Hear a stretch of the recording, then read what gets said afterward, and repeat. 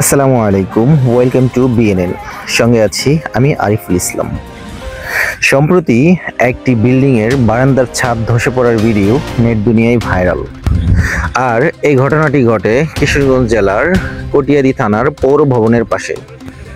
একটি নির্মাণাধীন বিল্ডিংয়ের বারান্দার ছাদ ধসে পড়ে রাজমিস্ত্রি গুরুতর আহত হয়।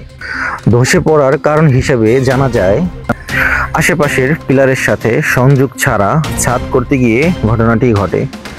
আর কন্ট্রাক্টরের গাফিলতির কারণে এত নিম্নমানের কাজ হচ্ছে, যার খেসারত দিতে হচ্ছে সাধারণ মিস্ত্রিদের।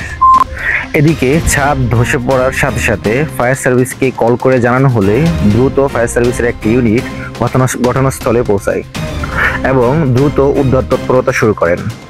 স্থানীয় মানুষের সহযোগিতায় এবং ফায়ার সার্ভিস তাদের উদ্ধার তৎপরতা শেষ করে ওই আহত মিস্ত্রিকে নিচে নামিয়ে আনতে সক্ষম হন। তারপর স্ট্রেচারে করে দীর্ঘ পথ নিয়ে গিয়ে অটো যুগে স্থানীয় জহিরুল ইসলাম মেডিকেল কলেজ হাসপাতালে পাঠানো হয় এবং সেখানেই রাজমিস্ত্রির চিকিৎসা করানো হয়। এ বিষয়ে এলাকার লোকজন বলেন, খুবই নিম্নমানের কাজ হচ্ছে, তাই এমন দুর্ঘটনা ক্রমশই বেড়ে চলছে। এতে করে প্রশ্ন উঠছে জনমনে, বিল্ডিং কতটা নিরাপদ।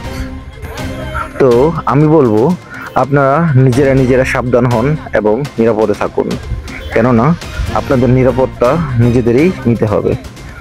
আজকে এ পর্যন্তই। আল্লাহ হাফেজ।